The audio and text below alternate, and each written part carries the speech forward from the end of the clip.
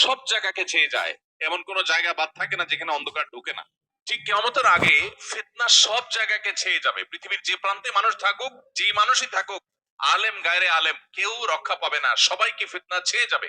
এই বিষয়ে নবী সাল্লাল্লাহু আলাইহি ওয়াসাল্লাম আমাদেরকে সতর্ক করার মানে হলো, ঝড় আসতে পারে, তোমরা যখন সে সময় পৃথিবীতে থাকবে তোমরা সতর্ক থাকবে এবং ফিতনা তোমাদের ঈমান হরণ করবে। আল্লাহ সুবহানাহু ওয়া তাআলা তার হাবিব মুহাম্মদ সাল্লাল্লাহু আলাইহি সাল্লামের মাধ্যমে আমাদের জন্য অনেকগুলো ভবিষ্যৎবাণী করেছেন, অনেকগুলো সতর্কীকরণ আল্লাহ রাব্বুল আলামিন করেছেন।